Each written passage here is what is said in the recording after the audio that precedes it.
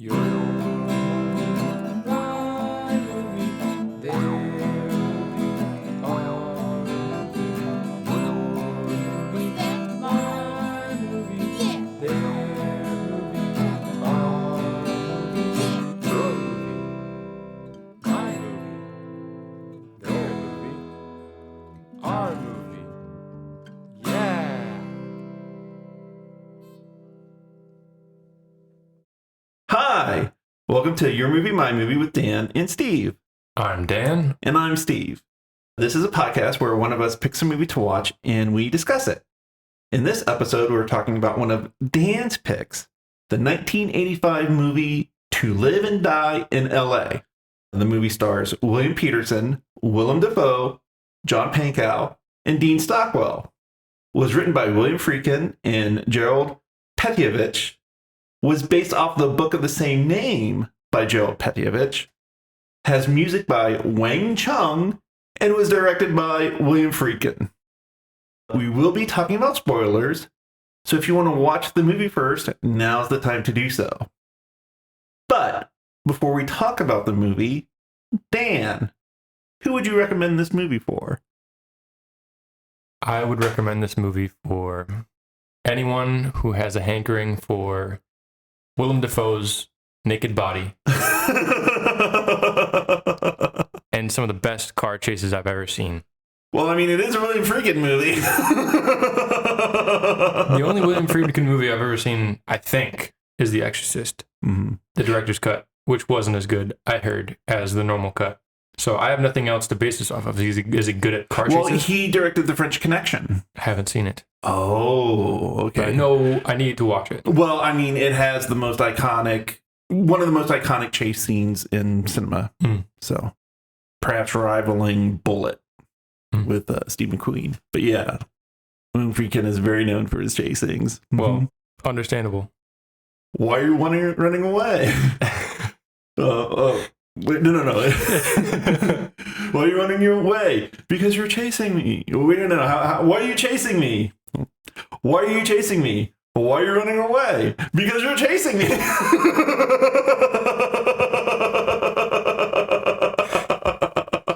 There was some freaking great dialogue in this. Yeah, for sure. Mm-hmm. It was like, Steven, who would you recommend this movie for? Oh my God.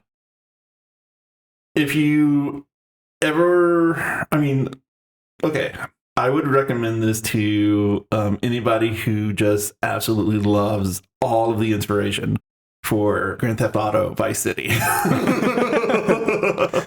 Because this movie is definitely one of the key inspirations for it. Huh. Yeah, for sure. Mm-hmm. I haven't played it. Okay, well, it's basically like Miami Vice, but I think this movie came out either the same year or very close to the same time that Miami Vice came out. From what I understand, this movie, it didn't do very well in the box office. I can understand that. Really? Because there's no, it's not a clear ending. It is a clear ending in a way, but it's not like the good guys win and, not at all. And Bruce Willis walks off into the sunset or anything. Yeah, that's for sure. It's not that type of action movie. No. Well, it's not an action movie at all. It's more like a thriller. It's a neo-noir from the 80s, which is incredible just because of the aesthetic. I love any noir with 80s aesthetic. And this movie the aesthetic is about as 80s as you can get. Absolutely. It's insane. Oh my gosh, there's so much crazy stuff to talk about in this movie. Okay. I don't even know where to start. I wasn't really going to pick this movie today, but I needed a movie that wasn't extremely pretentious. And the first movie I picked was feeling a little bit that way to start out with. I'm sure it's still a good movie. I'm still probably going to watch it, and I'm still probably going to love it because I like pretentious movies. But not what I was in the mood to watch today. And this kind of was pretty perfect for today. I don't know why, but it has this weird energy. It just has a lot of energy, this movie. Well, you wanted to do a movie that whose cinematographer was Robby Müller. Yes. He was the cinematographer for Repo Man, Paris, Texas. Yeah, and this movie. Yes, this movie. Yeah. One of these is not like the other. I disagree. This is a lot like Repo Man in a weird way. Wow, really? I mean, like, I feel like it's the same message almost. They're both very nihilistic. I mean, well, they're both very nihilistic, but I mean, Repo Man is very grounded in punk. So it's much more of an indie movie. This movie, like, it's very much a studio movie, though, is kind of my point. I mean... Oh, that was your point for one of those... Yeah. Oh, okay. Yeah. You know, it's like, I mean, you know, I was looking at Robby Müller's filmography, you know, so we could see what kind of movie that he was a cinematographer for. That wasn't pretentious. Yeah. and yeah, that's a very, very short list. But I also kind of love it when great artists, when they sell out and we watch those, you know, kind of like Laurence Olivier in Clash of the Titans or Alec Guinness in Star Wars. Yeah. Because they bring so much to a very small table. That's a wonderful way of putting it. Yeah. But I mean, it's like, but this movie, you know, it's not like your generic Hollywood studio movie, though. Like, there's a lot of twists and turns and a lot of artistic, creative decisions in this movie. Absolutely. I think this is a very artistic movie. Yeah. Yeah, undoubtedly, I would say. Like, it's not without plot or action or boobs and violence. So, yeah. Well, we don't ever actually get to see much in the way of boobs, although there is a lot of nudity. We get boobs. Not as much as you think. That's because they're tasteful about it. You know what I mean? And they hide. You know that there are boobs there, but you don't always see it, is my point. Yeah. But this movie is very sexy. You see a lot of man ass and very tight denim jeans. You see dick and balls in this movie. Yeah. And just plain old naked man ass. Yeah. William Friedkin, I think, was a little, I think he was, you know. Well, no. I think he was just being edgy. I think he was very edgy. Yeah. But tasteful too. This isn't like Halloween or something where they just show the boobs for, you know, audience gratuitous gratification. It's all very artfully styled and it's all very artistic. Because I mean, you know, you said that you didn't want a pretentious movie, but this movie also has like a lot of pretension to it. But it's wrapped around this noir crime thriller, you know, involving dirty cops, which is what makes it a lot more palatable. Yeah. Where do we start? I mean, well, so let's start with the opening image. Yeah. Okay. The skyline of LA. Yes. In 1985. Again, Robby Müller and his freaking gradient. His sunsets and sunrises. Oh my god, the sunsets in this movie. They're so the color palette. Beautiful. Yeah. Robby Müller knows how to use color. And I think he does it very tastefully, I think. I don't know. Maybe not. Yeah. I mean, the Blu-ray. Yeah. The cover for it. The Blu-ray for, you know, it's done in the color palette from those stills. You know, the pinks and like the yellows and the tangerines. Yeah. It's so great. And so 80s. I mean, it's amazing to me that we only had one decade where sunrises and sunsets look like that.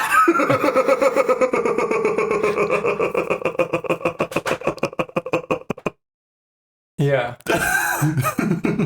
I don't get it. I'm sorry. Well, only in the 80s could they get sunrises and sunsets to look like that. They don't look like that in the 90s, or they'd film sunsets and sunrises like that. It's because of the aesthetic, is what I was getting at. Never mind. If I have to explain it, it's not funny.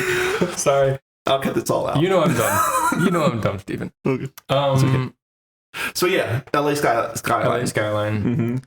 And we get a timestamp, and then we see the presidential flag on Cadillac 1. And we hear Wang Chung playing, and And they do the title drop. Yep. To live and die in LA. Oh, what did I write?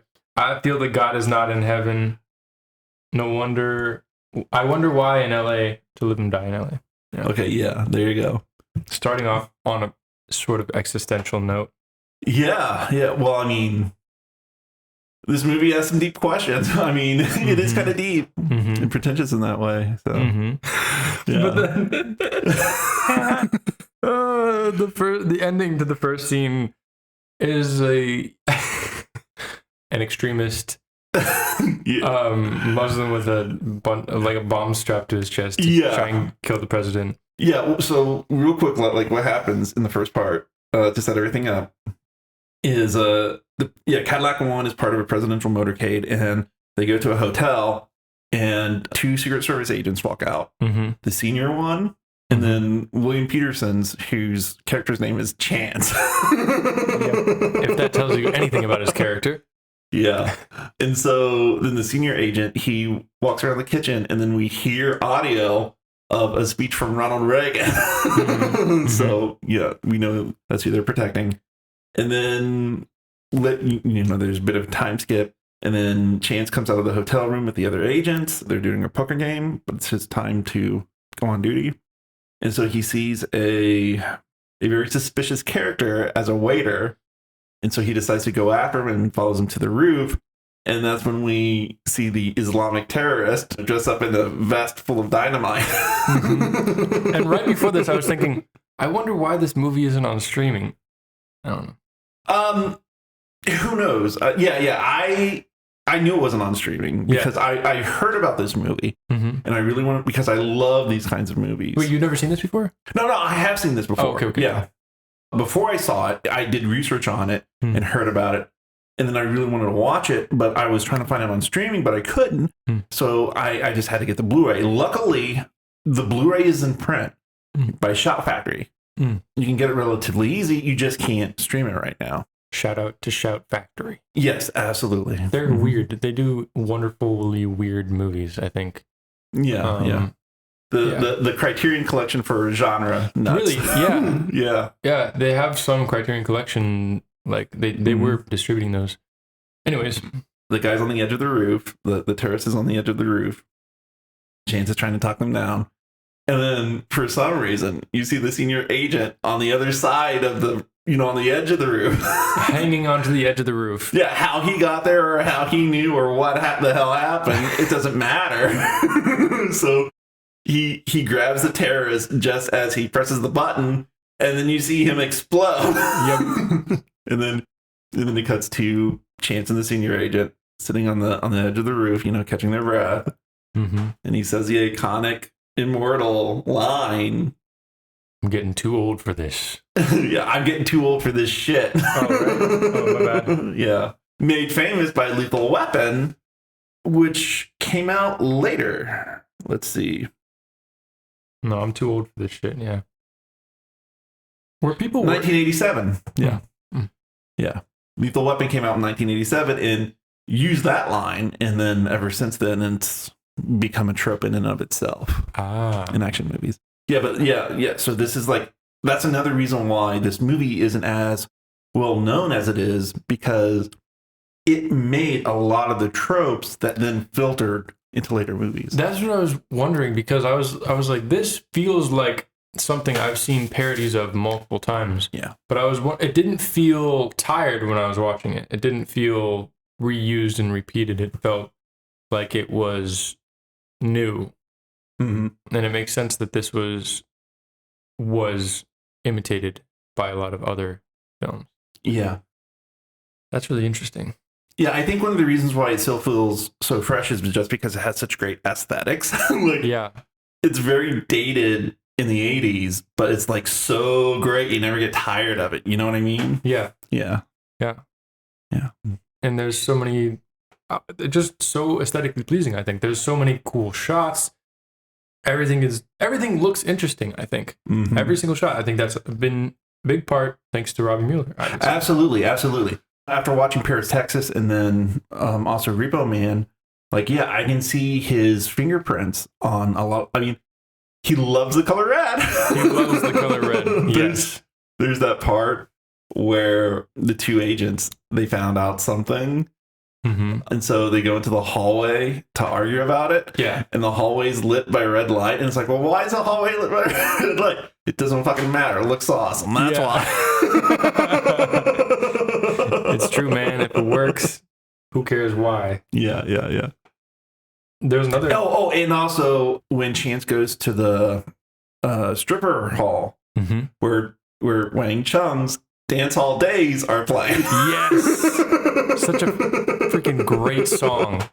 Yeah, a little on the nose, but that's okay. Yeah.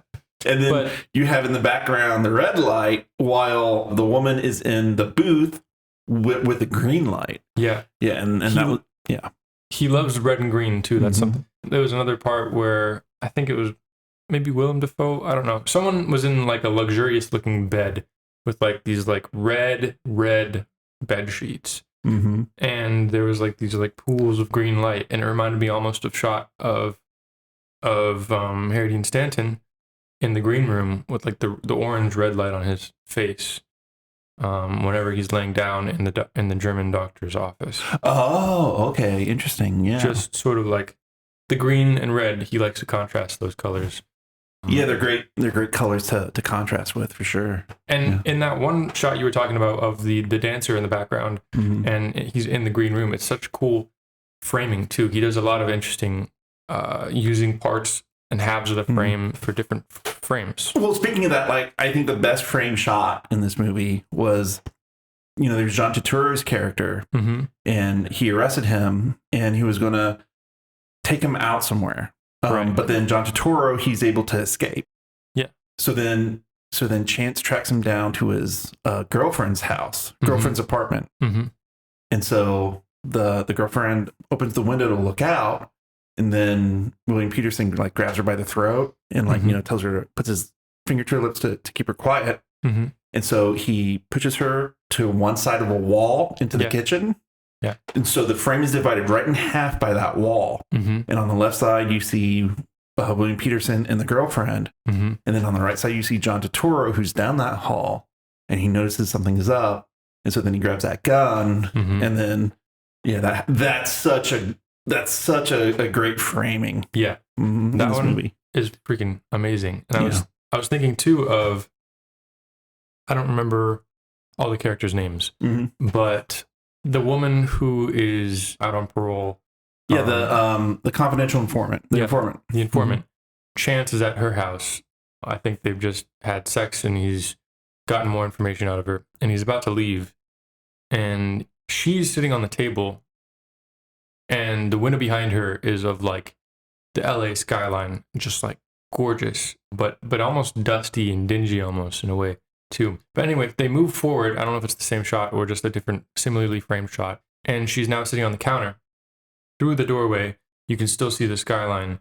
And on the left side of the frame, you see her reaction as she's like, well, what do I get out of this? And he just tells her, I don't turn you in, basically. Yeah. I won't revoke your parole. I won't revoke your parole. And so then we just cut back to her, and it's just her and the LA skyline. And I love that shot. I think that shot to me was my favorite because that felt like the point of the movie to me. This movie feels like it is about LA more than it is about any specific character here. Or in a way, the world, maybe. I don't know. Well, no, that's a very excellent point because it's only after the stuff happens at the hotel with his speech, and then it cuts to the title sequence where you get the Wang Chung song, and we get a bunch of shots of Los Angeles, but there's always money changing hands, or money's always in the shot somehow. Yeah. Apparently, it's people exchanging counterfeit bills because that's basically what the heist here is about. Yeah. We see all these little shops in LA with like counterfeit bills taped to like the cash register saying, this is bad. Yeah. We always check, So it's about LA, and it also tells you what the movie's about, which is counterfeit bills. And also, in a way, greed, I think. Yeah. Potentially. I don't know. Maybe not. I don't know. There's a lot. This movie's about maybe a lot not of greed, things. but what's in it for me? What's in it for me? Yeah. I need mine. Yeah. That theme is definitely in this movie all throughout. For sure. I think that is a good nail on the head. Which you would expect from a boomer movie. From a Reagan era boomer movie. Yeah. But I mean, it's aware of that. It's not. Yeah. Anyways. Yeah. Yeah. So then, and then we see another character aspect of Chance where he bungee jumps off of a bridge. Yeah. Yeah. That's what we cut to after the title sequence. The title sequence, and they get the terrorist. It was such a cool, I thought it was a really cool cut. They cut, I think it's from the explosion, maybe. From the explosion to, I could be wrong about this, to like a plane shooting through like the blue sky. Well, no. Is it, they go to the bar? I think, yeah, that's after the bar, I think. Oh, okay. Yeah. Anyways, that is a cool shot, and it's always funny because it's like it's only there because they need a transition, they need to cut to something. Yeah. But it's such a great shot, and I think it adds something to the jumping aspect too. Yeah. But yeah, it's for sure there for only transition. Yeah, but yeah, we understand now as Chance jumps that he's a little bit of a risk taker, you might say. He's a cowboy cop. He's a bit of a cowboy cop. Wears cowboy boots, literally. Yeah. And ripped jeans. Tight, ripped jeans. Very tight. Very tight. Back when they were okay with body shaming and there was cocaine. Yes. Oh man, I could feel the cocaine emanating out of the screen. Oh man. Keeping people thin. Yeah. Yeah, so we get this nice setup that he's like a big risk taker and he's loyal to his partner, and his partner is counting on him. He's a huge risk taker, but he always comes through. Yeah. And then well, they're at a bar. They're at a cop bar, and they're celebrating the senior agent's retirement, but he only has 3 days for retirement. He's not out of the woods yet. Gee, I wonder what's going to happen to him.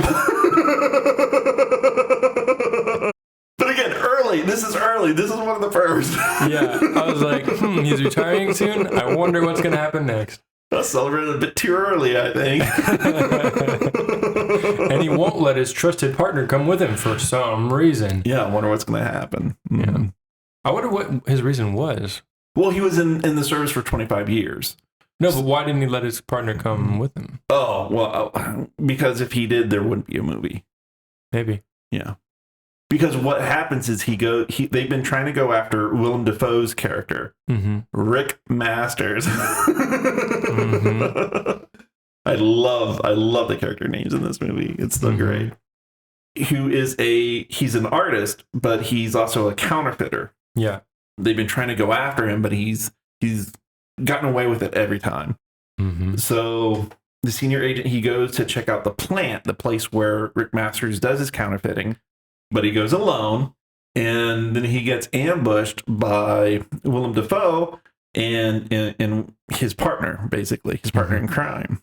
Yeah, he gets blasted. So also he gets his freaking face shot in. Well, and that's not the last time a face gets shot in this movie. Not at all.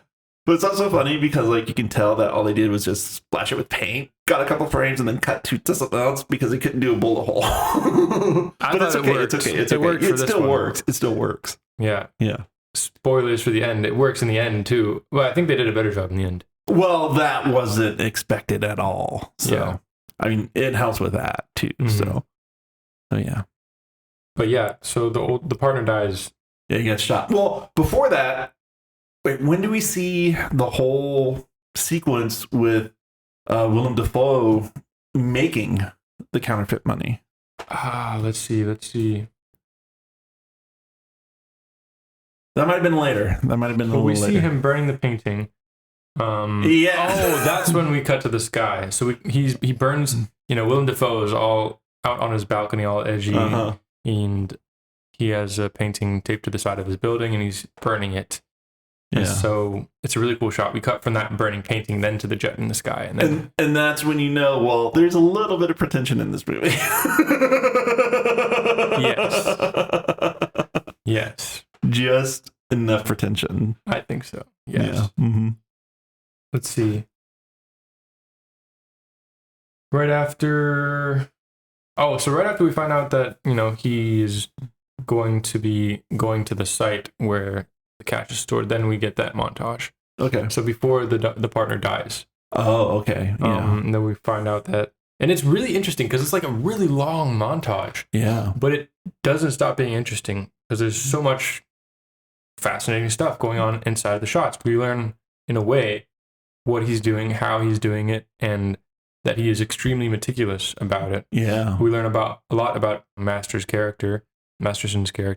What is his name? Rick Masters. Rick Masters. Yeah. Yeah, it's very involved, very cool, and we see him just like do the tiniest little details meticulously, and it's really cool. But we get what type of person he is through that, I think. So there's a lot going on just in that montage. Sometimes montages get a bad rep for just being repetitive and lame. Yeah. Rocky IV. But I thought this one was great. Yeah. Yeah, and what he's doing throughout that sequence is he's basically making counterfeit bills, and the sequence is like a start to finish version of his process of making the counterfeit bills, where he uses the high powered Xerox machine on the 20s that he already has, and then he goes in and he fixes the negatives with black ink to fill in the gaps from the xerography. And then he makes the etchings, and then he takes the red again to fill in the grooves in the metal plates. And then we see him, finish the plates, put the ink on the stuff, on the rollers for the printing press. And then the printing press goes, and it's almost in time with the music that starts. Yes. Yeah. It is in time. It's so cool. Yeah. That's a great sequence. And the most interesting thing interesting is not a word. Right. It's a non-word. Yeah, it's a non-word. So the thing I found myself most curious about was when he was finished with the bills, and he put it in the dryer with the scraps of fabric and the poker chips in order to like age them and stress them. I thought that was the coolest part because I would never think about that. That's something I would never think about. I forget where I saw that before, but I knew what he was doing in that. But it is a nice little detail. It's it's also the only thing that's left when the police come by looking for the senior agent. Yeah, so is the laundry basket filled with. Not the laundry basket. The dryer filled with poker chips. Yeah, and like pieces of metal, I think too. Yeah, but we get that Willem is good at his job. Yeah. And he's so young in this movie. I mean, he hardly has any of the creases that he's famous for now in his face. Yep, it's weird. He looks so good in this movie too. Got his big old teeth. Yeah. His interesting way of talking too. Yeah. So then William Peterson, Chance, he and the whole squad, they come rushing into the plant. They don't see anything there. It's all empty except for the dryer. And then Chance notices the spatter of blood by the dumpster where they offed, the senior agent. And then he opens the dumpster and we don't see it. We only see Chance's reaction, but, we can tell they just tossed the guy's body there and drove off. Yeah. And so now Chance is on a roaring rampage of revenge. He's going to get Masters no matter what. For his dead partner who retired. Who wasn't able to retire 2 days away from it. Yep. This is where it started. Yeah. Okay. I love some of the bits of dialogue that we get already. The older agent who's like, I'm retiring. I forget what he says, but Chance knows something that he's going to do. And he's maybe in mission. And he's like, oh, you been reading my mail again? I don't know. I just thought that was great. Yeah. We get so much of this like noirish, choppy dialogue. Not choppy, is that the right word? Snappy. Yeah, snappy dialogue. Some things don't fit. Okay. Some things are a little weird, but I do think it works when it works, obviously. That's a dumb thing to say, I guess. But you know what I mean? I think it works really well in this movie for most of the time. Yeah. There's some places where it comes off a little too extreme. Yes. We'll get to that very soon. So then we see... Well, now Chance has lost his partner. Yeah. But he needs a partner. Yeah. So in comes... Because what is one cop? Yeah. You know, without another cop. Well, there's a saying in the Marine Corps. Mm-hmm. 1 is none, and 2 is 1. Interesting. Yeah, because you always need backup. You always need somebody watching your back. Makes sense. So, never go someplace alone. Never do anything alone. Always bring somebody to watch out for you. That's why they always partner with people. But,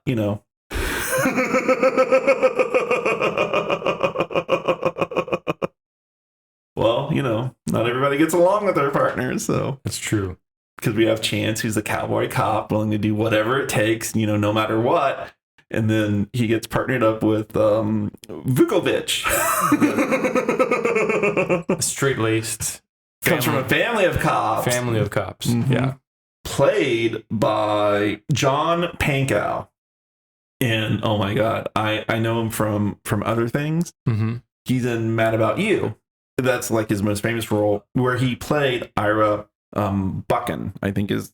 I'm saying that so wrong. Where he played Ira. Okay. He's great in this movie. Yeah, right? I mean, he's such a great foil to Chance, Yeah. Yeah. Do we want to talk about this movie like in sequence or... We don't have to. I don't know. We don't have to. There's just a great many things that happens in this movie. There's so many things. So that's why I was just going back in order for now. Yeah. But, we don't have to dwell on anything. So going in order.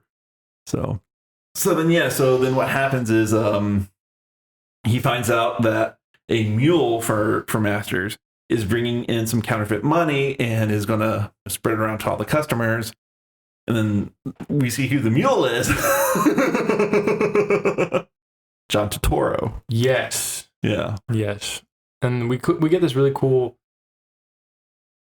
Oh, well, I'm trying to remember what's going on there. Well, that happens at the airport. Okay. The airport scene is great.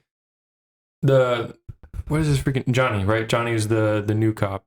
The straight-laced... Vukovic is the character's name. Yeah, it's like Johnny Vukovic or whatever. Vukovic. Yeah, Vukovic. Yes. So this is Chance and Vukovic's first little mission. I don't know. I think I just love the chase scene again. Yeah. This movie has a a lot of great chase scenes. Yeah. That's when I wrote this down. Like, this is a William Friedkin movie. There's going to be lots of chases in this. So yeah, they're chasing after John Turturro, who's carrying the counterfeit money. And yeah, I mean, can we take a pause? I'm sorry. Yeah. It's the airport. Yeah. We got Vukovic is checking on the money. Yeah, right? Yeah. So he goes up to the flight attendant, not a flight attendant, the lady who's checking bags or whatever, who's selling people their plane tickets because John Turturro has just bought his plane ticket. So he's like, I need those bills that the guy just used to pay. So she gives him the bills and he's like checking it. Yeah, he checks it by taking a pencil and like rubbing the eraser on the serial numbers. Yeah. Or part of it, and like it rubs off, and that's how they know it's counterfeit. And what's great is that was done in Midnight Run with Robert De Niro and Charles Grodin. But they use that to steal money. What do you mean they used it to steal money? They pretended to be treasury agents at this redneck bar or something. And they're like, excuse me, have you gotten any $20 bills lately? Go, yeah, I think so. Well, could I check those? And so they just rub it with the eraser. Like, yeah. These aren't good. Yeah. These are counterfeit. We're gonna have to take these. And so they go and they spin it at the store to get like groceries and stuff. I don't even know what Midnight Run is, but it sounds... Oh, it's such a great movie. It's such a great movie. What time period was it from? Maybe a little bit later after this. So, Robert De Niro, Charles Grodin, Yaphet Kotto, Dennis Farina. Oh, who I love. Yeah. Anyway. Cool. Yeah. He was in Law and Order. It does sound awesome. I just don't know what you're talking about. Well, then we'll have to watch it at some point. Okay. Okay. But they check the bills. Yeah. So that's how they know that he's the mule for Rick Masters. And then Chance. Well, there's like after this awesome kick-ass nod that Volkovich gives him. He's just like, bad. And so there's like, and he's like chasing after. Yeah. And so there's a chase all throughout the airport that ends in the bathroom. Yes. And then we got Chance with his freaking gun. I hate this though. His gun comes around the corner before his face does. It's like you have to look around the corner before you can put your gun around. Anyways, I don't really like Chance at all in this movie ever. He's not a character to like. No, but like, okay, there's other things about. Oh, okay. I forgot about this now. I'm remembering. Whenever they go to the compound to find where they find the dead partner. Sorry, I'm backtracking. But Chance gets there and he tries to kick down the gate. Yeah. He just kicks it. Like the wimpiest little kick. And then he's like, all right, I guess I'll hold the gate with my foot while the other guy does use the lock chompers. Yeah. And they get through. And then he gets to the next door and he just kicks the door. It's a door that pulls out. There's a lot of useless kicking. It's so annoying. So annoying. And I was like, I don't know if it's this actor or what, but this is so annoying. I mean, it makes sense that he acts without thinking. It totally does. I just don't know if it was purposeful or not. But if it was, that's freaking gorgeous. That's brilliant. Because he tries to push in and out. Anyways. Would you tell him you're beautiful? No. Okay. No. I would not. I would say you're not beautiful. Okay, fair enough. You're aggravating me, sir. Fair enough. So anyways, they're in the bathroom. Yeah, in the bathroom. And then so there's Carlos, played by John Turturro. He's a mule. Mm-hmm. And Chance's gun is on him, but then the airport security comes into the bathroom and puts their gun on Chance, and then Regovich comes in and puts his gun on the security guy, and then there's that one passenger who's like, hey man, I'm just here to take a leak. He just walks away. And they're all like so sweaty and like intense, and there's just like this dude with like a sweater vest on his shoulder, and he's just like, I'm just here to take a piss. Yeah, one of the few moments of levity in this movie on purpose. Yes. It was great though. I love like the rough housing that goes on too, like the general like shoving people around and stuff. Oh yeah, that's great. I don't know. I just they don't do that as much nowadays. I feel like it's much more regulated. It doesn't feel as real and as sometimes stupid looking, Yeah. Like the struggle that goes on arresting people doesn't look good all the time, but it's It reminds me of another movie I'm going to eventually make you watch. Okay. Which is Down by Law. Okay. Which is shot by Robby Müller. Oh. I was thinking about making you watch it today, but it's a little pretentious. But it's beautiful. I love that movie so much. But there's a part where there are people fighting and they weren't taught how to fight on camera at all, so it looks hilarious. Well, the peak of that is it's Star Trek, the original series. I don't remember what you were talking about, but I watched the original series. Where William Shatner like throws himself off the wall and then reflects back to do a body slam. The Harvey Wallbanger is what they call it. I love that old like stage fighting. It's great. Yeah, it's wonderful. It's wonderful. So then we get to the part with some of the best lines because John Turturro's in jail. Yes. He gets a visit by Willem Dafoe. Hold on, I got it. I wrote it down. Willem Dafoe asks him how he's doing in jail. And John Turturro replies, like every other swinging dick in here makes it. Day by motherfucking day.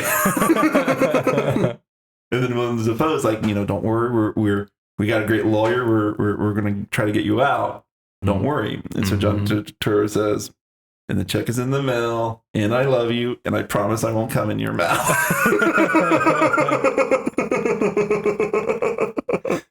It's wonderful. Yeah. But he's just like... Best line of the movie? Yeah. Best line of the movie? I think so. We'll have to check. I have other lines. There are other beautiful lines. You're Beautiful is pretty great too. Yeah. And that's when you can actually say in public. And the stars are God's eyes. Yeah. Do you think the stars are God's eyes? No, I don't. That line was, I did not like that line. It's like, why does God have 50 million eyes? Yeah. Anyways. Okay, so that's when we find that Masters isn't sure about John Turturro, that he's gonna flip on him. Yeah. And rat him out. But John Turturro, we don't know this. I mean, Masters doesn't know this, but John Turturro never snitches. No, he ain't gonna snitch. But Rick Masters isn't gonna take that chance. Mm-mm. Well, actually, I think he does, right? Because no, he doesn't. No, because he talks to the black gangster to try to put out the hit on him. Yes.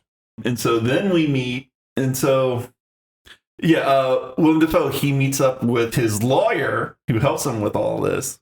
Grimes, played by Dean Stockwell. Mm-hmm.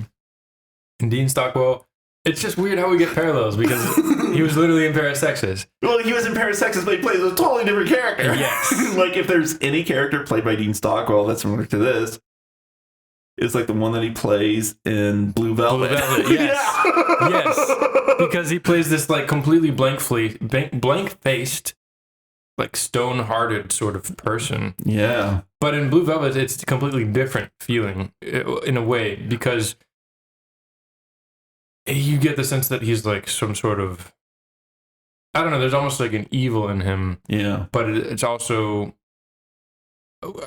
this like twinkly-eyed. Yeah, in Blue Velvet, there's like a malice about him. Yeah. But a showmanship. Malice. Whereas in this movie, he's just all business. Yeah. Because there's well, we'll get to it. Yeah. if you're thinking about what I'm thinking. But anyway, yeah, I'm like, you know what? Maybe like Dean Stockwell is like this lawyer in this movie by day, but then at night he just hangs out with Dennis Hopper and does that, and sings Sandman. Yes. That would be great. That would be great, right? But he's this cool cucumber, just drinking scotch and listening to his $1 million criminal client, Masters, talk about how he's nervous. Yeah. And he's like, I can give him 3 years. Yeah. As far as I can get him out in 3 years, even though he got a sentence of like 7 or 5 or something. And Willem Dafoe's like, it's not good enough. It's not good enough. He's going to rat on me. He's like, oh, okay.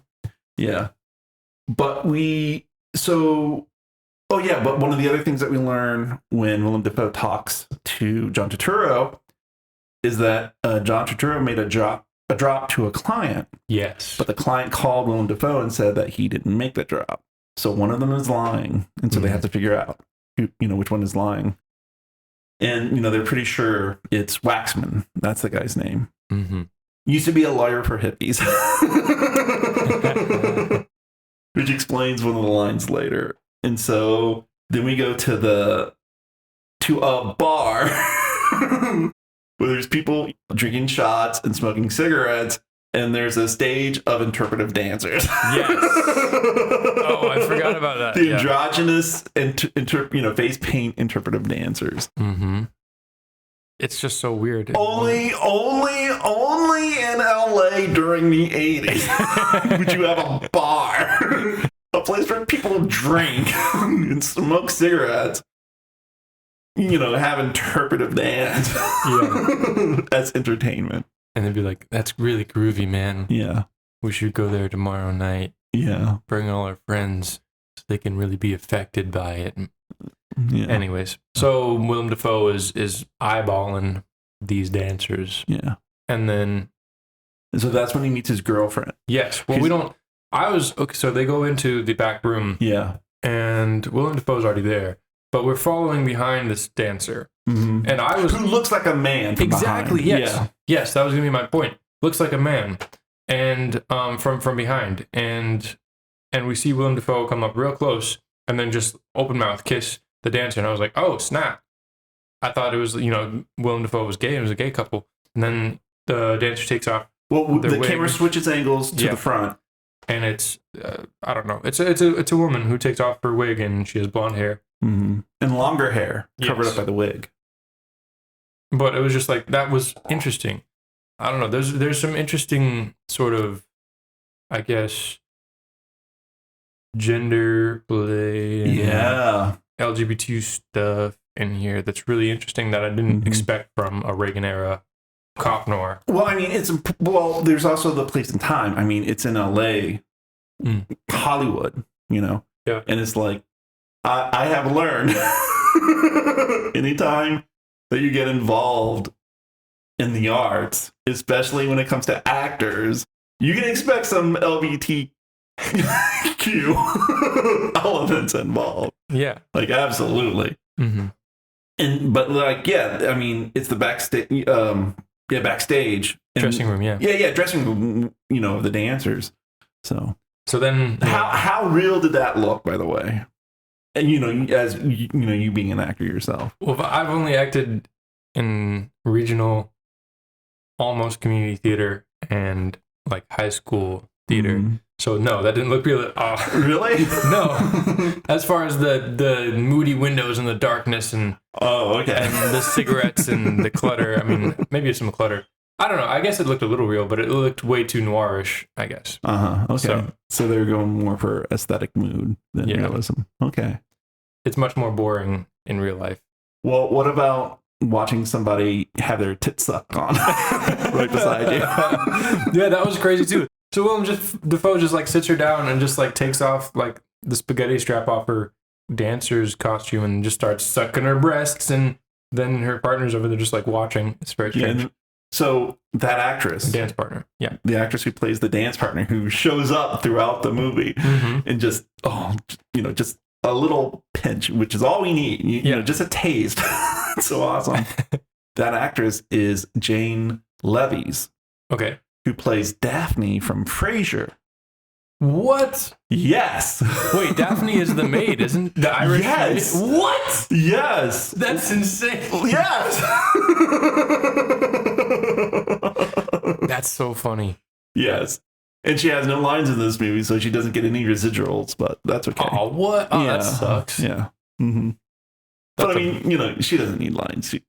Just her look is enough. Well, she needs residuals. Well, she's been on Frasier. That's enough for her, I'm sure. That's true. Sitcoms probably get a good amount. Yeah. The funny thing is, do you know who Benny Hill is?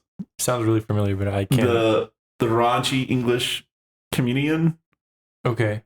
I'll have to show you some clips later, but she was a girl who showed her ass on that show too. Gotcha. Yeah. So that's Jane Levies. Yeah. So we get this weird character. It's just a weird power dynamic. That's another thing about this movie. Weird, abusive power dynamics, I think, and just gross masculinity, I think, too, and sort of toxicity. Really? I mean, that's what I got from a lot of it. It's so macho. Well, that's definitely the case for Chance, like for sure, because he's exploiting his CI, his criminal informant. He's exploiting her for sex and the information. Yeah.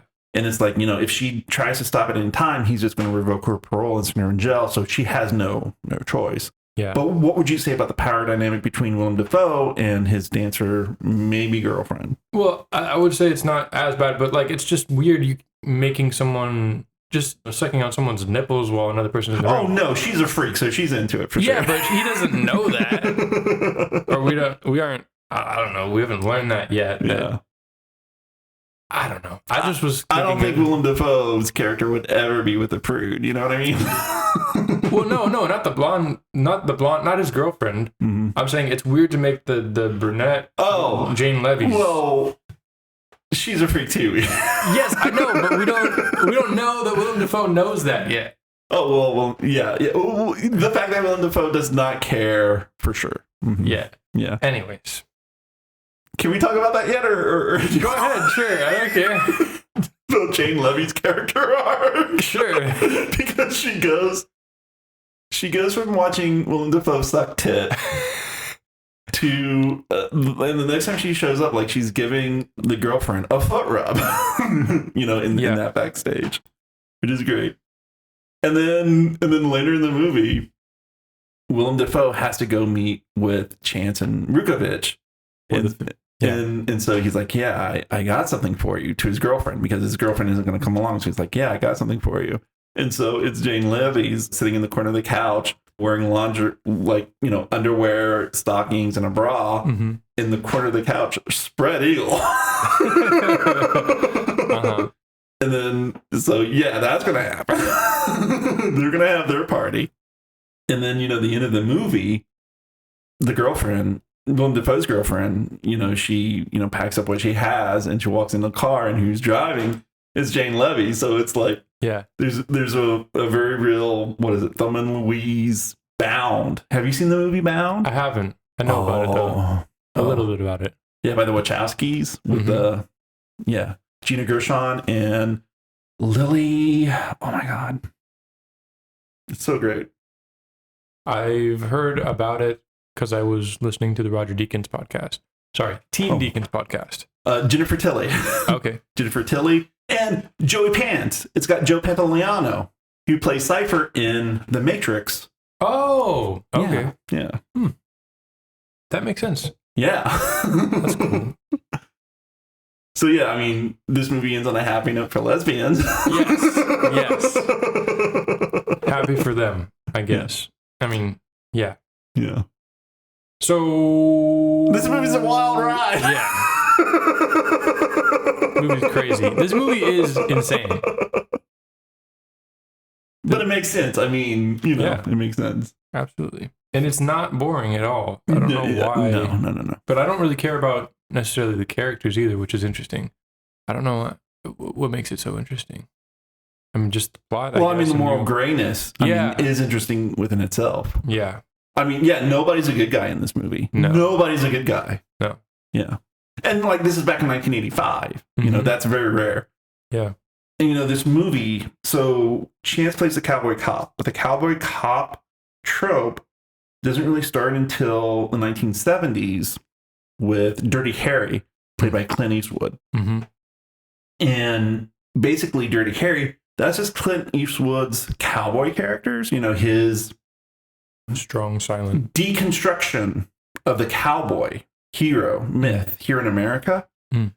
He deconstructed that in his own westerns, High Plains Drifter and so forth. But then the western came out of favor, and so what they did was they just took the trope of the cowboy tropes and modernized them as modern policemen.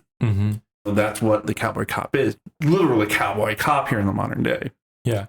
And it's so funny with Dirty Harry, because like Dirty Harry, he was supposed to be the asshole cop that Chance is like, right? Yeah. But like audiences didn't get it and like rooted for him. So like he became the hero. Yeah. Like, a lot of mainstream audiences don't have that ability to process the ambiguity. Yeah. So that, if the movie's about this guy, well, they must be the hero. So he must be the good guy. Yeah. And so to keep the Dirty Harry franchise going with one of the sequels, they had to introduce enemies who are like worse cops than he is. Just to make him look good by comparison. That's insane. Yes, it's very insane. But then, we see William Friedkin like do an honest, nuanced, use that trope to its fullest, where nobody's a good guy. It's gray and gray, maybe even black versus black. So then, Willem Dafoe's girlfriend sets up Waxman. So Rukovich and Chance, they know about Waxman, and so they're doing surveillance with him across the street in the attic of a church. And then it's that night and it's raining. And then Willem Dafoe's girlfriend comes by and visits Waxman, and they talk about the money and stuff and all that. And so then she goes to open the door, and then she's like, "Yeah, I like the rain," and he says, she says, "I love the rain," and the guy's like, "Yeah, it's groovy." Yeah. Yeah, and the equivalent of nodding your head and going, Well, I just want to get laid. Yeah. That's what's going through his mind. I just want to get laid. She lays down and he kisses on her, and then Willem Dafoe steps in through that door that she opened, wearing a badass overcoat covered in rain and with an evil glare. Yeah. And so Willem Dafoe's like, you're lying to me. Where's my money? And so no, he's like, you lied to me. You sleeping with my girlfriend, and you stole my money. Yeah. And then he's like, yeah, get me my money. And so he like roughs him up and manhandles him and gets him to the safe. And the guy opens the safe. Willem Dafoe starts to get the money out, but then the guy reaches for a weapon or something and like hits Willem Dafoe. And then Willem Dafoe gets up and like shoots them. Yeah, so he grabs a statue and hits Willem Dafoe over the head. Oh, okay. Willem Dafoe drops. Then he is searching through the books for what I'm assuming is a gun. Okay. And then Willem Dafoe gets up and gets the gun and shoots him. Okay. And that's when Willem Dafoe, he picks up the statue that he got hit with. He says, another great line. Maybe the best line instead. I would say this might be the best line. 18th century Cameroon. Yes, your taste is ass. Kills him. 18th century Cameroon. Yes, your taste is ass. Your taste is in your ass. Yeah, your taste is in your ass. Your taste is in your ass. Mm-hmm. And then it clubs him to death. Yeah. Freaking legendary. Yeah. So then the cops are like sleeping. They hear the police sirens after Willem Dafoe and his girlfriend are long gone.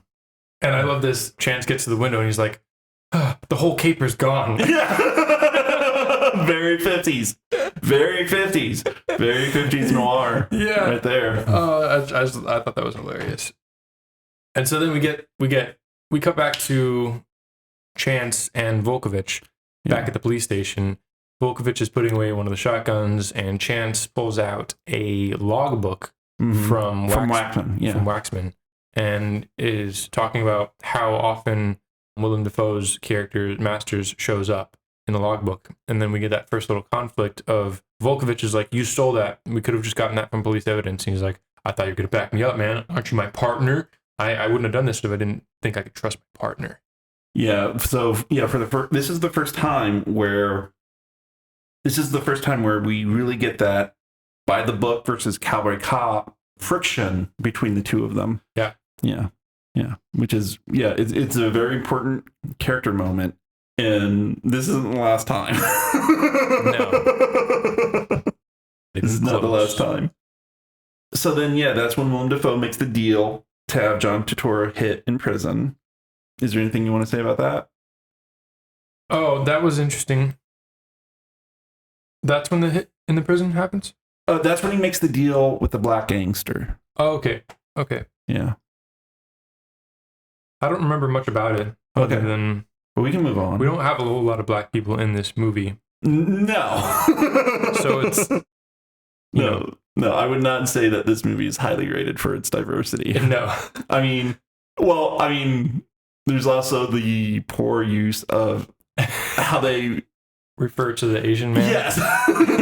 That's not their preferred nomenclature. No. Not their preferred nomenclature. But we get this...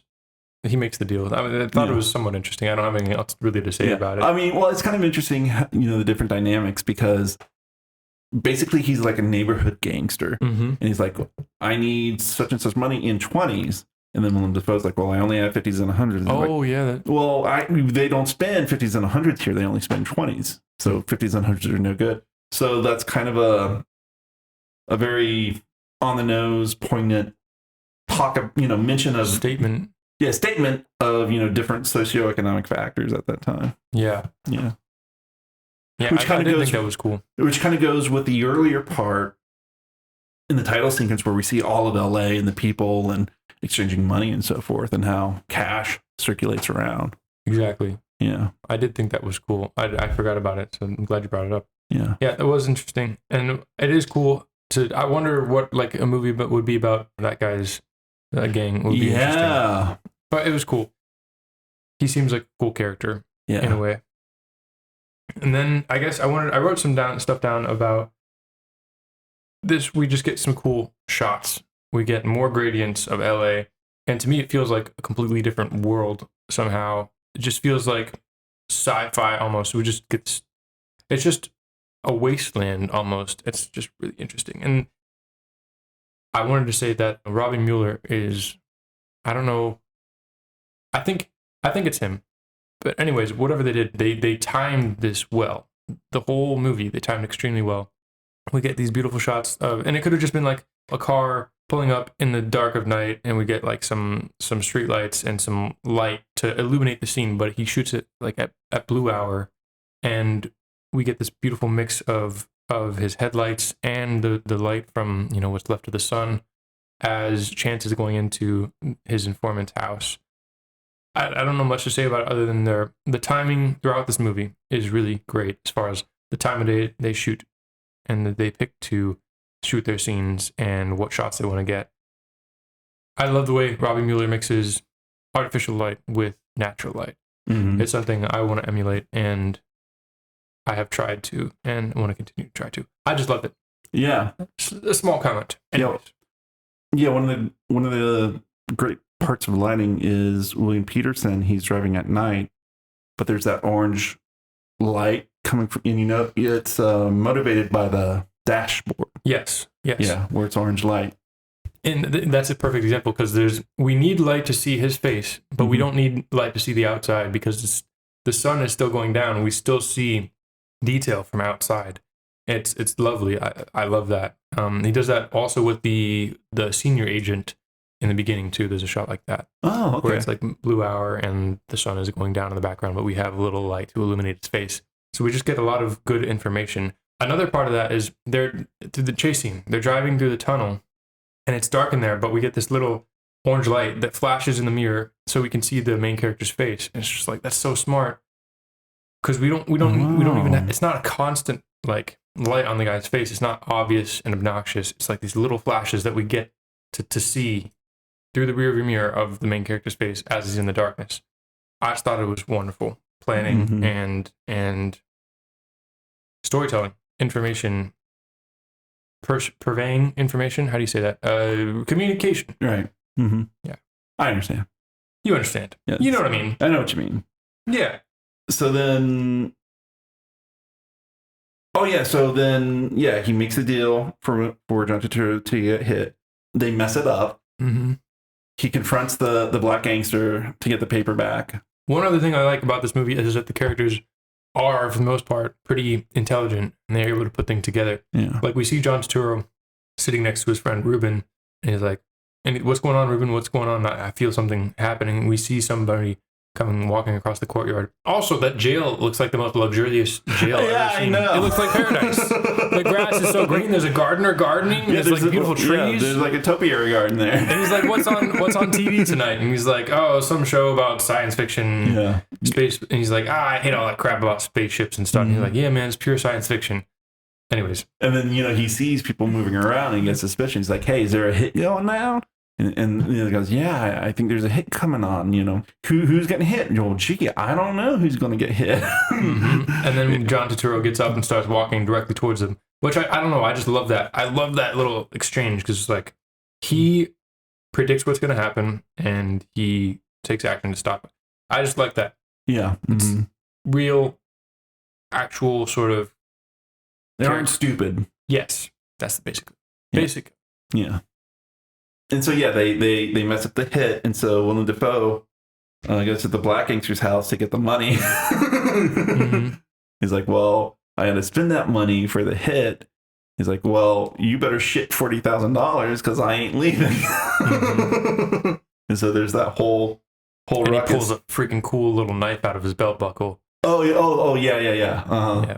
And so then they fight, and there's some crazy people getting their faces shot. And we see Willem Dafoe's other partner, the gym trainer. Yes. Yeah. He shows up to back Willem Dafoe up. And then, we know that Willem Dafoe gets his money because in the next scene, he's kneeling naked in front of the fireplace, burning it.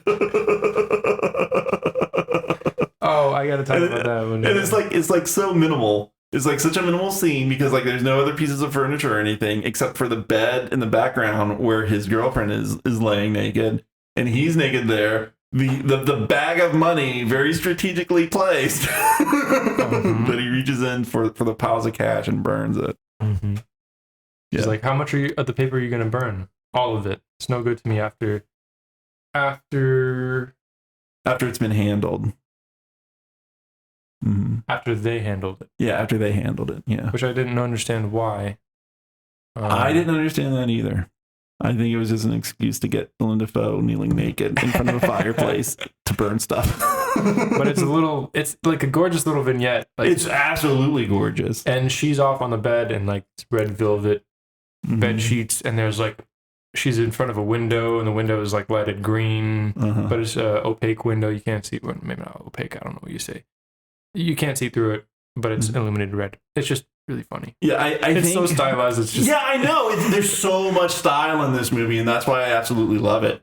I think that's what makes it easier to digest all the crazy shit that happens, just because it's just gorgeous to look at, and it's so stylized. And there's the music is stylized as well. Yeah, because there's that little dun dun dun dun dun dun dun dun dun dun dun, that plays whenever you know that something's about to happen now.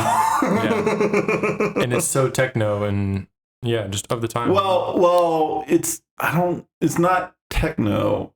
Technically, I think it's more. Sorry. I mean, synthy. What's that? Synth like? Yeah, absolutely. Yeah, it's just 80s synth, electronic influenced music. Yeah, absolutely.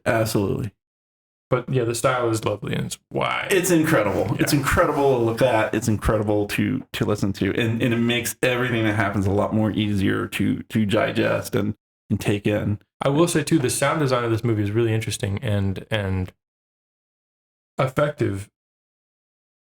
Yeah, I think it's, if you watch this movie, just pay attention to the sound design, and you'll get a lot out of it. There's parts where Willem Dafoe is like shaking the metal aluminum plates, and it like sounds like this like crazy thunderclap, and it almost goes along with the song, but it it's just the metal bending. It's just cool. There's a lot of wonderful little details throughout the movie where it just plays in almost along with the music. Yeah, absolutely. Yeah. So then, Chance gets the judge to write the writ to release John Turturro, which is a funny exchange. Yeah, that was weird. Well, I mean, it shows more that Chance is a cowboy cop. Like, he's not even going to let a fucking judge stop him. Yeah. What's the point of that? Yeah, why do you want to let this guy out? You told me to hold him without bail. He's like, well, if it was one of your guys, you would do it for them. Chance gets John Turturro, but John Turturro convinces him to visit his daughter in the hospital, who you find out is a middle-aged black woman. Yes. And so John Turturro escapes. And so Chance takes shit from that. And then after this, oh my God, this is such a great part. Vukovich, you see that Vukovich is in a meeting with Grimes. Yes. Yeah. Oh, wait. Who doesn't like Masters? And so Dean Stockwell. Yeah, this is at the bar, though. This is at the bar with Vukovich and Grimes. Yeah, Grimes is Dean Stockwell. Yeah. And so Grimes is like giving Vukovich like information about stuff. Mm-hmm. Oh, no, what it is Grimes sets up the meeting between Vukovich and Chance with Masters. That's the point of this part. Yeah. Yeah, so then they meet, and then Vukovich and Chance, they pretend to be like guys with money from the Cayman Islands, money launderers who need the counterfeit money and so forth. And so, and that's when you find out that his partner is the gym trainer, because like this happens at a gym. Yeah. The setup happens at a gym. So they're like busy working out. It's so weird. It's so funny. It's very like they're talking in the locker room, and it's very like homoerotic. Pulls down. Well, I mean, I don't think it's homoerotic. It's like you said before. It just shows how much testosterone there is in this movie. Yeah, maybe that's it. Just dudes getting naked together. Yeah, yeah. They don't give a shit. Yeah, pumping iron, getting all sweaty, going to the sauna. Yeah, showing off their man ass. They don't care. Yeah. Mm-hmm. Anyways. So basically what happens is Willem Dafoe says, well, in order to do this deal, I need $30,000 from you. Mm-hmm. And they try to talk him down, but he's like, no, if you can't get the money, then you're not real, and I don't know you. So then Chance and Vukovich, yeah, they go to their supervisor. He's like, we're not going to give you $30K. The maximum is $10K, and you're in trouble for letting John Turturro go. Letting John Turturro escape. So, but they can't move forward unless they have $30K. Mm-hmm. So Dan, mm-hmm. What happens then? What happens then is Chance remembers a bit of information, a tasty nugget from his informant, who told him this diamond exchange is going down. And he knows the time, the place, and everything, all the details that he needs to know about this deal. Mm-hmm. And so he goes again and he talks to his informant at the strip club where she works as the cashier. And that's when we get that wonderful shot we were talking about. And he's like, why did you know all these details? What were you going to do? Were you going to give this to someone else if you didn't give it to me? She was like, I thought, the thought crossed my mind. But basically, there's 50,000 in play at this exchange. So Chance decides to, rob the criminal who is buying these illegal diamonds or whatever. Yeah, there's an Asian man who's coming into town to buy illegal stuff, and he's going to be carrying $50K on him. He's going to be arriving at the train station, and Chance sees this as an opportunity to get the $30K that he needs to get Rick Masters. Yes, because he'll stop at nothing to get Rick Masters. Yeah, so he's going to try to rip off this criminal in order to catch another criminal. And of course, Vukovich is like, no way, man. No. Why not just go right to his house and blow his brains out? He's like, well, it'll be his word against ours. We'll be fine. I told you this is what we have to do. I would do anything to get Masters. Mm-hmm. He's like, you're crazy, man. My family is cops. What would they think? I have a lot on the line here. Yeah. Anyway. So, yeah, the next day they go to the train station, and oh my God, this sequence is so cool. Yes. It's so cool. Yeah. So the Asian man, he comes into the train station, and they're like, hey, you have a message here. Yeah. So he goes to get the message, and he pulls it out and he reads it, and it says, hello, asshole. So basically that's how Chance was able to identify who the guy was. He knew his name. I think they said Thomas Ling. Mm-hmm. And then so he left a message for Thomas Ling. The guy came in to get it, and that's how they identified. And Chance just walks up and grabs him, and he's like, start walking. Why? If you don't, I'll blow a hole in you. And it just happens so fast. It happens faster than anybody can think. And that's how things like that happen. Mm-hmm. Just walks with them right out the door, and then Vukovich pulls right up to the edge in the car, and then they push him in the car, and then they just drive off, and they drive off to a train yard, under an overpass. Oh, under an overpass, and there are people following, but they're able to. They lose them by going the wrong way and a one way, I think. Not yet. Oh, not yet. that happens later. Yeah. Sorry. That happens later. They managed to lose them by going under the overpass. Yeah, and then so they walk away for a ways, and they try to get them. They break open the briefcase, but it's only a telephone book. Yeah. And so the Chance is like, take off your clothes. Mm-hmm. Just like, what are you talking about? And that's when you find out that he has a money belt, and that's where the money's hitting. And so he takes that, but then there's a shooter. When they were able to find them, but he's on the overpass, so he has an M16. Yeah. And he starts firing at them, and he shoots the Asian man. Yes. So I thought it was cool. Also, just a little detail. The way he puts his arm through the band of the M16 was very much like... That's how you know he's professional. Yes, he's professional and he's trained. Yeah. But he just spots them out of nowhere. I wasn't sure how they did that, but as far as the characters of those guys with the M16s. Mm-hmm. But yeah, they start opening firing, and they kill the Asian guy, Ling, and Vukovich is like, oh, shit, this went completely wrong. He's dead. Yeah. We led to his death. Chance is like, we got the money. Let's get out of here. Yeah. Time to go. and so they get chased by, the guys with the M16. Mm-hmm. But they're able to shake that tail.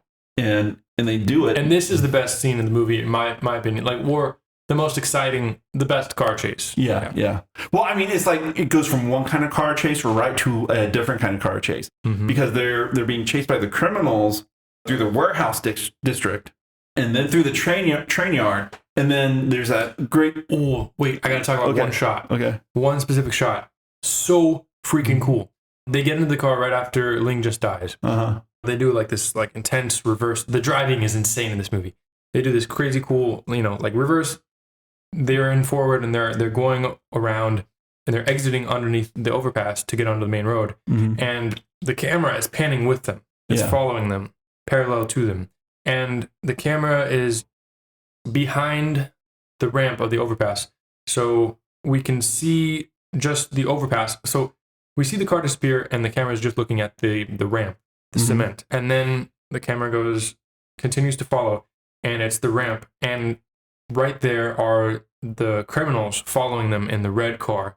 And it's like this beautifully choreographed. We follow the criminals, and then we follow the criminals until Chance and Vukovic come out of an alley, and we see them together. And it's like this, I just loved how choreographed it was.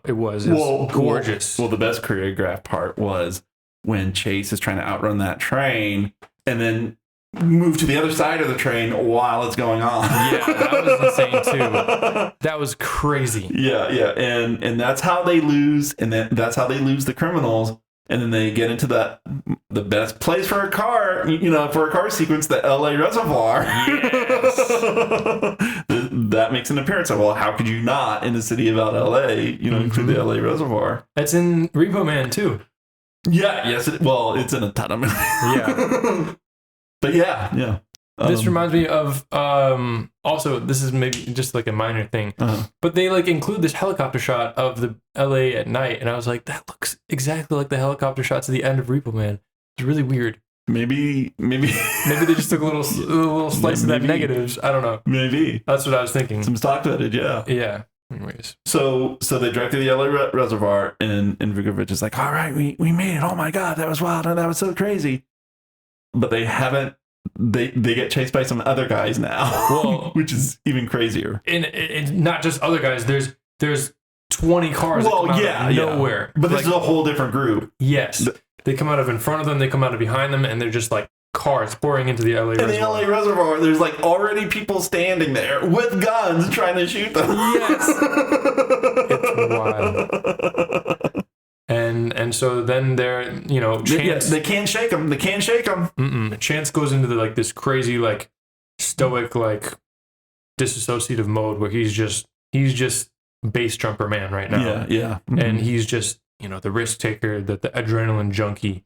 And he's just, we just see his, this dead eyes, but he's having the time of his life. Yeah. He's having the time of his life. This is where he is on fire. He's in his element here. He's in his element. But it's so cool because it's the best. Just watch the scene. Yeah. It's so cool.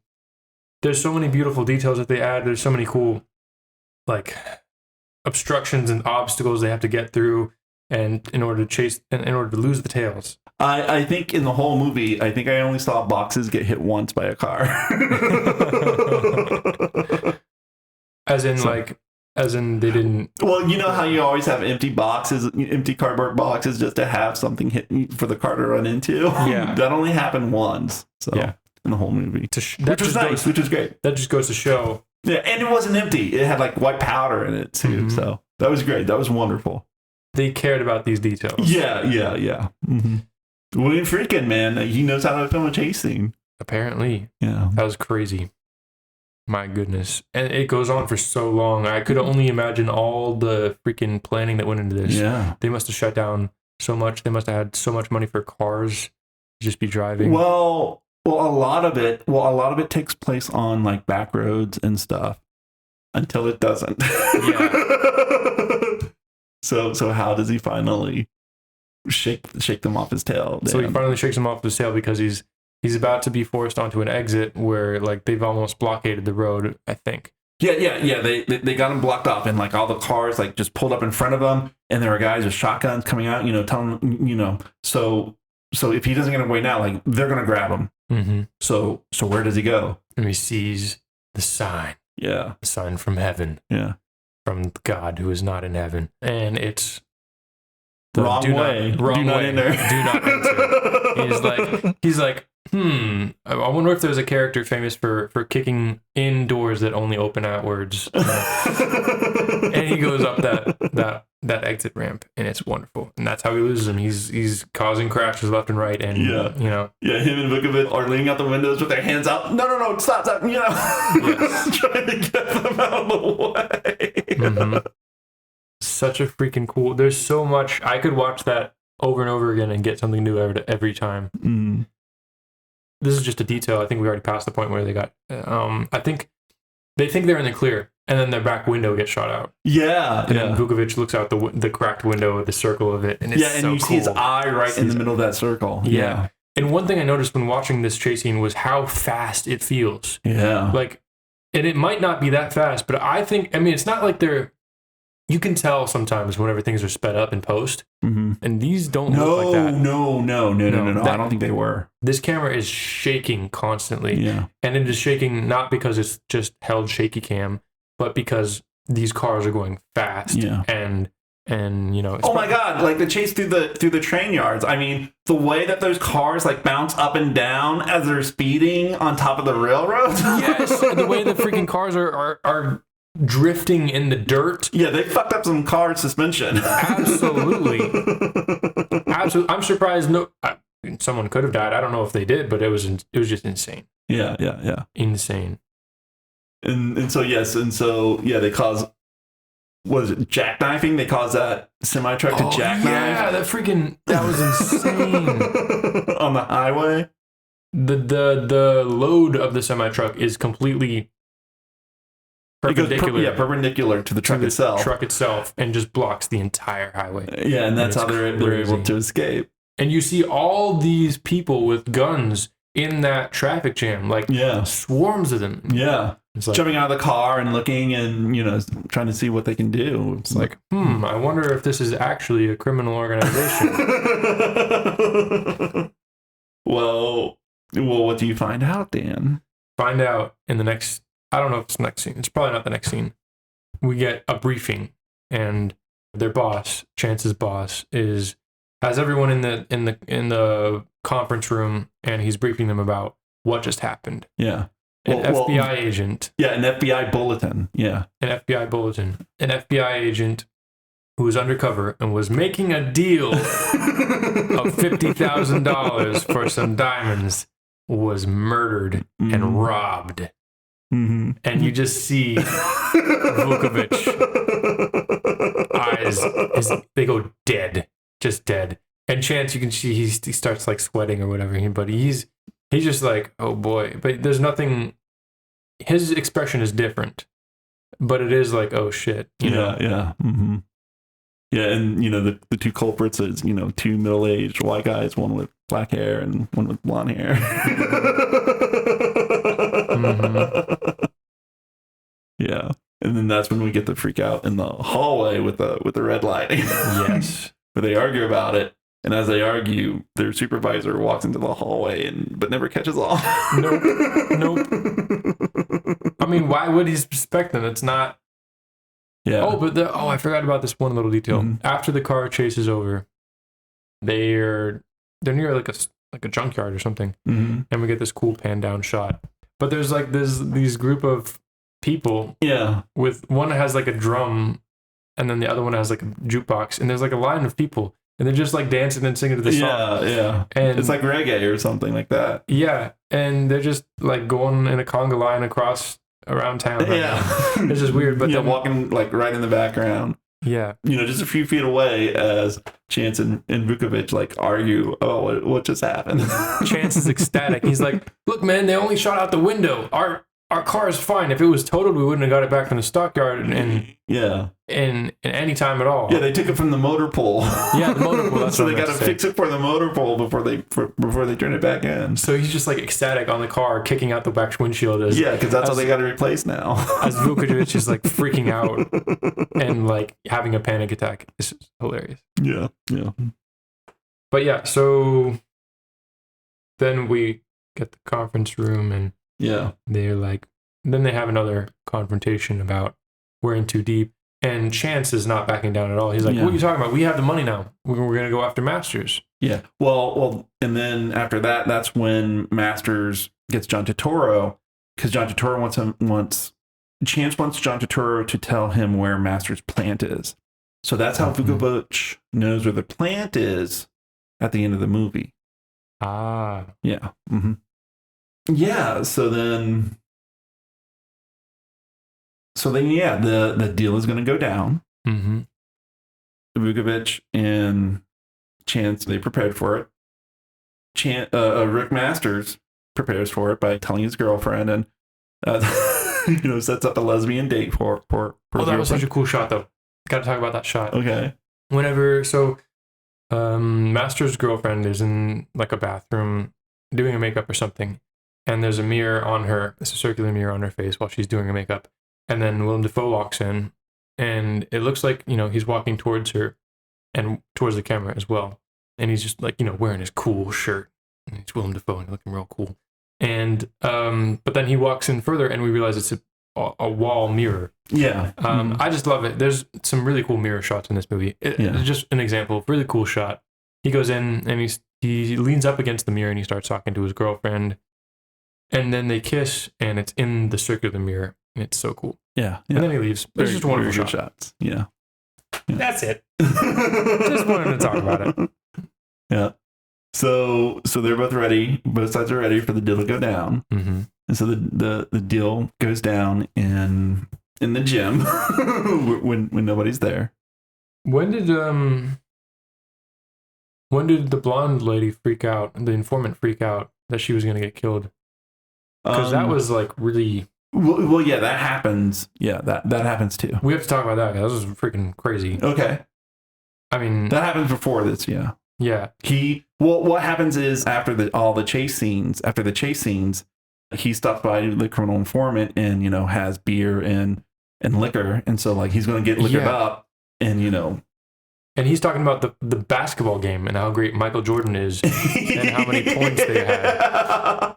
And she's like freaking out about how they're probably going to come for her because there's a connection there, and someone's guilty for that flip that they killed Ling, and she's worried about it, and he's just like completely ignoring her. He goes out to the balcony, and then he comes back in, and then basically he starts making out with her, and she's like, stop. Camera cuts away, but it's just like, it just goes to show how depraved and sort of like just freaking utterly toxic he is as a person. Yes. Even though he's law enforcement. Yeah. Yeah. Way back then in 1985. Oh, yes. So long ago. Never would. So many things have changed since then. Yeah, for sure. Anyways, need to talk about that because that just shows how terrible of a person. Mm-hmm. But then it also kind of shine a light on Willem Dafoe because he's like, I'm not going to be here tonight. Yeah, that's true. So have her instead. Yeah, she'll keep you company. Have sex with this other person that you seem to have a crush on, then I'll leave you with her and have a good time later, honey. And then Chance is like, just Anyways, needed to point that out. Just another example of this isn't just a macho cop who loves danger and violence. This is genuinely a terrible person. Well, I mean, earlier in the movie, when she asks him what he will do if she stops being an informant for her. Yeah, he tells her, "Well, I'll revoke your parole and you'll go back to jail." And she goes, "Would you really do that?" And he says, "I'll do whatever I want." And that's just the mentality he has. He's going to do whatever he wants, no matter the consequences, no matter who it hurts, no matter if it's right or wrong. Yeah. Yeah. He's like some sort of animal. Yeah. Mm-hmm. we get to everyone set up for the final meet on Friday. Willem Dafoe's meeting up to get the rest of the money, and Vukovic and Chance are meeting up to get the counterfeit money. Oh, wait a minute. But before, so after the chase, okay, so it's so funny. Chance goes to see his informant to have sex with her. Mm-hmm. And then Vukovic, he visits somebody else. Yes. We can't not talk about that. He visits Grimes, mm-hmm. who is Rick Masters' lawyer, mm-hmm.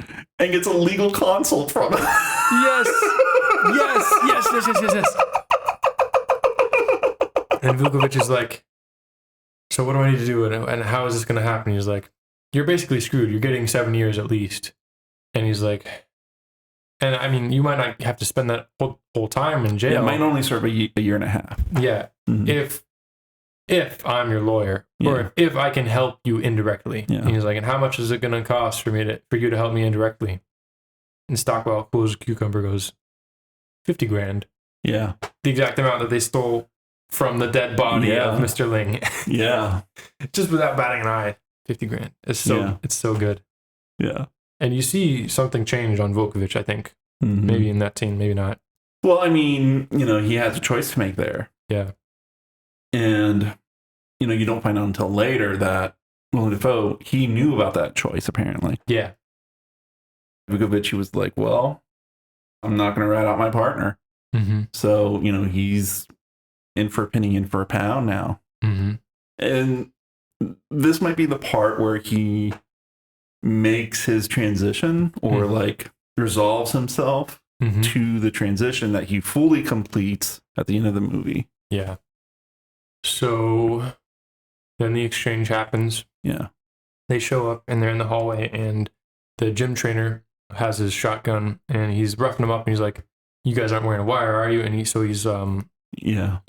patting down Vukovic, and he gets the Chance, and Chance is like shaking him off. He's like, don't fucking touch me. Yeah. And he's like being a tough guy and all. And he's like, and then Masters shows up at the end of the stairwell, and he's like, let him in. Stop. Don't worry about it. And the trainer's like, okay, whatever, tough guy. Whatever. Yeah. What does he say? Did you I didn't write it down. Okay. Yeah. You left, but anyways. Yeah. So then they're in the building, and it's like the locker room, maybe of the gym, I think. Mm-hmm. And the same locker room where we saw all that man at before. And so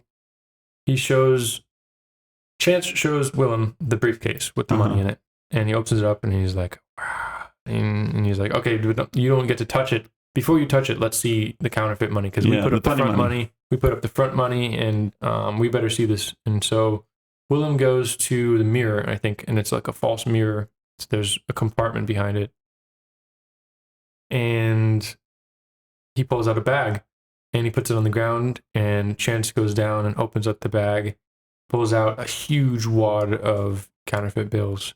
That's when he looks up at Willem, and he's like, oh, we forgot to say earlier that. What happened? Okay, yeah. Well, before when they gave him the front money. Well, Willem Dafoe asks him, how's the money? And William Peterson says, you're beautiful. Yeah. Which we forgot to say earlier in the movie. Whenever they gave him the front money after killing Ling or getting Ling killed, Willem says that to Chance, that you're beautiful. So then we go full circle, and Willem's like, so Chance is like, you're beautiful. Then everything goes wrong. Well, that's when they say, freeze, hands on your head, all that stuff. And they reveal themselves as, Secret Service and try to arrest them.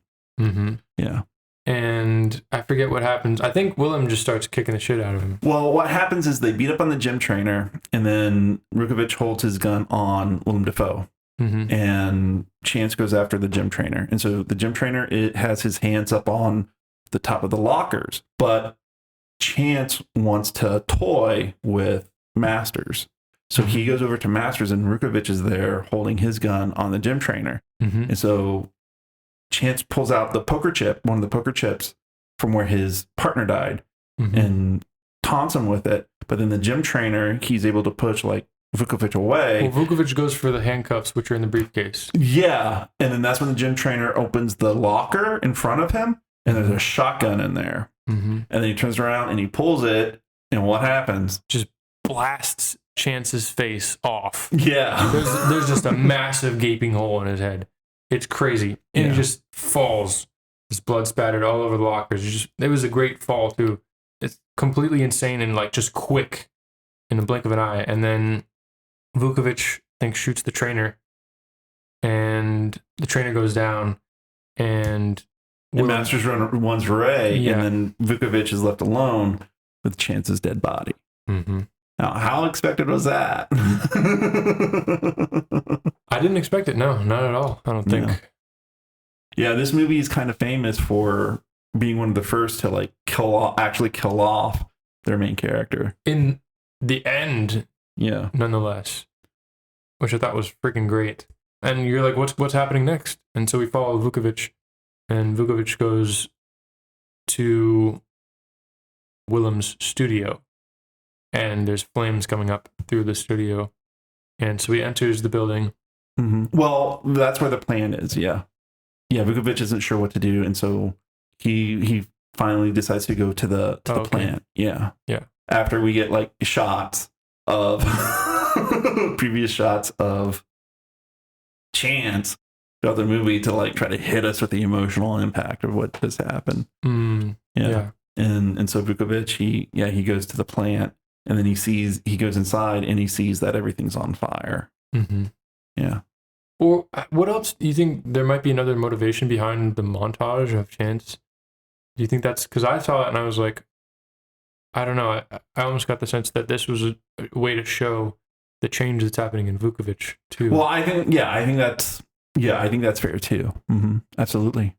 Because we see throughout the montage all the times where Chance is like this adrenaline monster. Yeah. Well, the main still that they use is him at his informant's house with the shades in the background, and that's when he's naked and he's looking at her, and he's about to kind of have his way with her. Yeah. So yeah, I think it's both for that emotional impact, because this isn't done very often. No. Where who you see as a main character, just. He carried the film.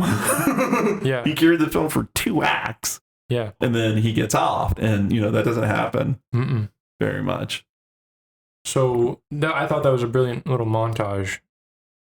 And then, we see Vukovic decide to go after Willem. And then he goes to the place, the factory. To the plant. The plant, thank you. And it's on flames, and he goes in, and he's all flames everywhere. And then Willem's just sitting in the flames, chilling, being a edgelord. He's kneeling amongst the flames. Yeah. And he's like, well, why didn't you take Grimes off her, is what he asks him. Oh, yeah. Yeah. He's like, I could never give up my partner. Yeah. And so Vukovic like roughs him up or something. And then Willem Dafoe grabs a piece of wood and hits Vukovic on that, gets him down in the corner. And continuously hits him. Oh, okay, yeah. He hits him multiple times. Okay. Like, I thought he was dead. Oh, okay. And then he grabs like a bunch of shredded paper and sets it on fire to try to put Vukovic on fire. Yeah, he grabs a bunch of shredded paper, dumps it on Vukovic. Okay. And then gets like a roll of counterfeit. That's right. Like a big roll of paper like that on fire, and is walking towards the shredded paper. And that's when Vukovic pulls out his gun and shoots Masters. And then Masters sets himself aflame. Masters drops the torch that he was using, and then it just goes up in flames. But Vukovic still shoots him. Yes. Shoots him till the clip is out, and then can keep shooting him. And we see Willem's melting face is great. Yeah. It's so cool. So Dan. All's well that ends well. And they go skipping in the park afterwards, and there's sunshine and rainbows. No. No. I forget what the next scene is. Is it of the view informant? I think so. Yeah. So we see Vukovic come up to the apartment, and it's a mirror shot from earlier when Chance showed up at the apartment, and it's a gorgeous shot because it's of the apartment is in the right side of the frame, and Chance, or in this case, Vukovic, is in the left side. And in the background is the freaking bridge. This crazy, winding, long bridge that's just extremely beautiful. But it's just so much cool stuff in this frame. Anyways, thought that was cool. Mm-hmm. But it's the exact same frame almost when Vukovic comes up and he's smoking a cigarette and he's wearing, I think, Chance's glasses. He's wearing Chance's aviators, and he takes a long drag of the cigarette and like throws it like the classic, badass who just throws the cigarette butt. He opens the door and he goes in, and the informant is packing up her stuff. Yeah, and the reason why he's there is because, well, there's $20,000 of that $50,000 that's still missing, and so Chance told him that he may have left it there, so that's what he wants. She's like, I gotta get out. I got bills to pay. I got a kid to take care of. And then he tells her, well, no, you're working for me now. He just sits down and looks at her, and she looks at him and is all shocked, and like she realizes she's still stuck where she's at, just with a different guy. Different guy, but he's now the same guy almost. Yeah. And he even has his hair slicked back like him too. Yeah, now he's the badass cowboy cop himself. Yep. Yeah. And yeah. So who is living and dying in LA? Yeah. Yeah, then we get the credits, and it's cool. It's over some driving shots of LA. I thought that was really cool. I like it whenever people do credits over images. I enjoy that. But then there's also an after credits shot too. Yeah. Of that still of William Peterson I mentioned before. Yes, of him looking at her as he's the animal brain. Yeah. Yeah. You know what this movie reminds me a lot of? It reminds me a lot of The Departed. Ah. Because there's not a lot of difference between the cops and the criminals. Yeah. Yeah. And I mean, The Departed, like, that's blatantly like just what that movie's about. Yeah. Or at least the interconnectedness between the criminal underworld and the cops. This movie's a little different though, because it's basically, cops go too far. Yeah. And they don't care about the laws that they are trying to enforce on others. So I think this movie does a good job of, I mean, it's a little too obvious maybe some ways, but I didn't really notice it that much. So I just mean that I like about this movie is it doesn't over-explain things too much, I don't think. And it does a great job of visually storytelling. Yeah. I mean, it doesn't say anything like, nobody, like, it's not apparent in the script or in the dialogue or anything like that. But it is blatant in like the acting and like costume, like, that you said with the aviator glasses and the framing and all that. But that's good. Like, that's good. That's how it should be done. It's fantastic. I just mean the way he communicates is great. He doesn't beat you over the head with anything. He doesn't treat the audience like they're dumb. No, not at all. Wonderful. Not at all. Yeah. And I mean, that twist, that third act twist. It's great. It's crazy. What a twist. What a twist. I wasn't expecting that when I was looking at this movie. I didn't know anything about it, but I'd heard of it. Yeah, I guess. Yeah, this was your pick, but that's because you wanted a Robby Müller movie, and I knew that, like, as we were going to the cinematography, I was like, oh, he did To Live and Die in L.A. I have that movie. Do you want to watch it, Dan? And I was being completely indecisive and freaking out about a movie because I couldn't pick a movie, and so I was like, yes, it's a great idea. Yeah. So I'm glad we watched this one. This one was crazy. Yeah, but now you see why I was so excited to watch this and talk about it. Yeah. It feels like it was your pick, but it wasn't, almost, which is fine. I'm just saying, I think it's just interesting. So, would you pick this movie for something else? Is this like a pickable movie for you now? Yeah, I don't know if I would watch it again like on my own time. Okay. Necessarily, but it was a fantastic movie. Okay, interesting. I would watch it again if I was trying to write a noir movie or like a neo-noir movie. I'd watch it for sure as like research. Just because it does start so many of those conventions of the genre, I think, and stuff. I don't know. Well, there's also the style of it. I mean, like, I don't know if we've talked enough about. Maybe we have talked about. I don't think we have. The costume design is insane in this movie. The colors in this movie just the colors alone, this movie is incredible to look at. Yeah, absolutely. Mm-hmm. Like I said, I'm sure it was one of the either it was one of the inspirations for GTA Vice City, or it inspired the inspirations for Vice City. Yeah. So yeah, and like this movie wasn't a big hit, but it also came out like very soon around the time that Michael Mann's Miami Vice came out on TV. And so like apparently there were like the criticisms of this movie is that it's just William Friedkin trying to be trying to do Miami Vice, but what happened was like parallel inspiration. Michael Mann got inspired by his thing, and William Friedkin got inspiration for this, but they just happened to be so similar, so there was just something in the zeitgeist about what was common between this movie and that TV show. So yeah, I did think that it was interesting because again, it felt larger than just characters. It felt like a moral story almost, or like a legend almost. Yeah. Like just a bigger story. It's very archetypical. Yes. Yeah. Yes. Yeah. And which is why it's so easy to use these tropes in other movies. Yeah. But I did like that the character of LA was really, really LA in the 80s. Yes, LA in the 80s was a character. It was just I just like how they did it. I don't know how to talk about it that much. No, that's fine. I feel like I'm trying to use a lot of fancy words and stuff, but I always do that. Okay. Anyways, it was really freaking cool. Mm-hmm. It's a great movie. A lot of things to chew on.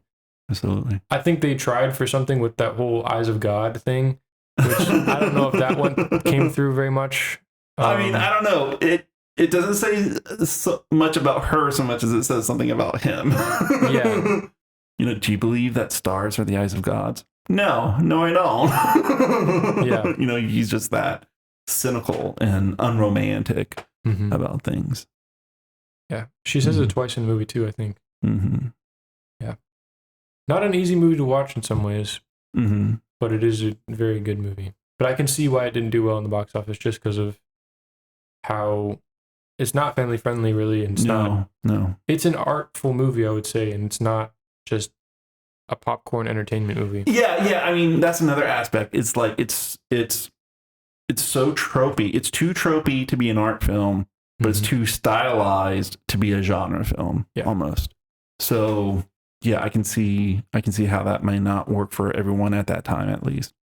Yeah, but I fucking love this movie. It's fantastic. Yeah, another cynical movie that's just spiteful and hateful, and I fucking love it. So, Steven, technically this was my pick. Yes, and it didn't feature a dad in the snow, a terrible dad in the snow. So that's true. Just want to point that out. That's very true. Mm-hmm. Cool. Well, Paris, Texas featured a terrible dad in the desert. In the desert, yeah.